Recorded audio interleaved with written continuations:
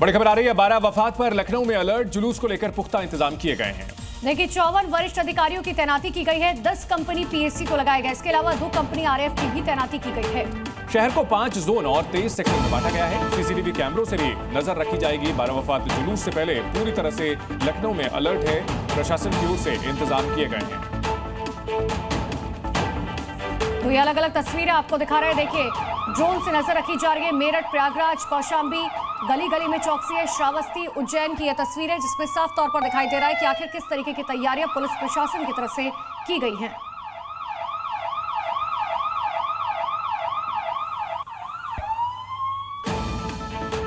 और बड़ी खबर आपको प्रयागराज से बता दें, जहां पर पुलिस की कड़ी चौकसी है। 12 वफात को देखते हुए सख्त पैरा रखा गया है। चौक चौराहों पर पुलिस ने फ्लैग मार्च निकाला है। वरिष्ठ अधिकारी भी इस मार्च में शामिल हुए हैं। संवेदनशील इलाकों में विशेष नजर रखी जा रही है।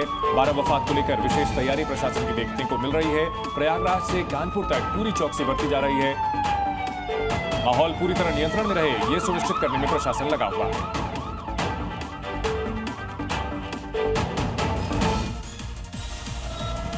बारह वफात के जुलूस को लेकर आगरा में सुरक्षा के विशेष इंतजाम किए गए हैं।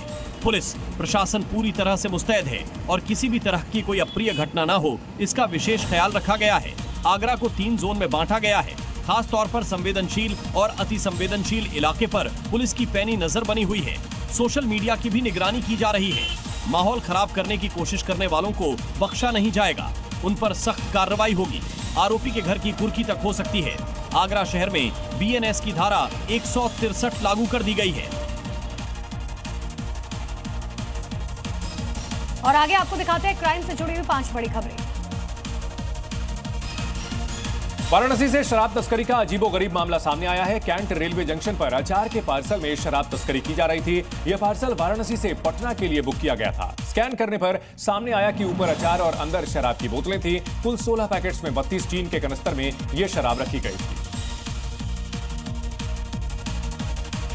आयकर विभाग ने भोपाल में छापेमारी की, जिसकी तस्वीरें सामने आई है। ये रेड भोपाल के एमपी नागर स्थित science house medical private limited और इंदौर में उसके सखियों के ठिकाने पर की गई।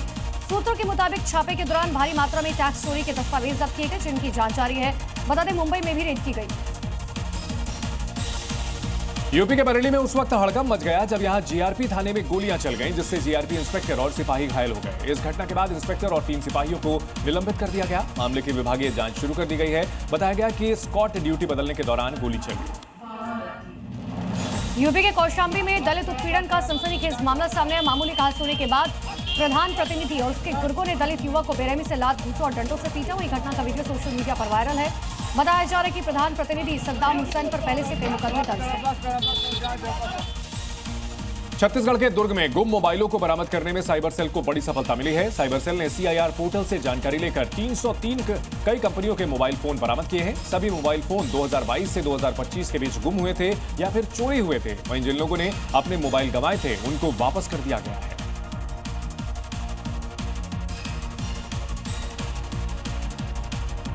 और बड़ी खबर आपको बता दें, 12 वफात पर मेरठ में सुरक्षा कड़ी की गई है। शहर में पुलिस ने फ्लैग मार्च निकाला। एसएसपी विपिन ताड़ा भी इस मार्च में शामिल हुए।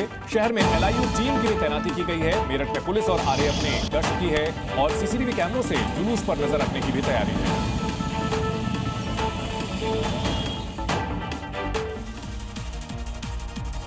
संभल जिले के चंदौसी में भी 12 वफात को लेकर तैयारी बड़े पैमाने पर की गई है। यहां बड़ी मस्जिद पर मजहबी झंडों के साथ साथ तिरंगे भी लगाए गए हैं।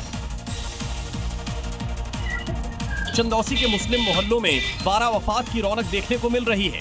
मस्जिदों से लेकर मुस्लिम मोहल्लों की गलियां मजहबी झंडों से सजी हुई हैं। खास बात यह है कि चंदौसी की बड़ी मस्जिद पर मजहबी झंडों के साथ साथ तिरंगे झंडे भी लगाए गए हैं। पुलिस प्रशासन भी पूरी तरह से मुस्तैद है। हालांकि इस मौके पर मुस्लिम धर्मगुरु मुतवल्ली बद्रे आलम ने आरएसएस पर निशाना साधा और कहा कि आरएसएस कभी देशभक्त नहीं रही। उन्होंने कहा कि जंगे आजादी में मुस्लिमों का बहुत बड़ा योगदान रहा है।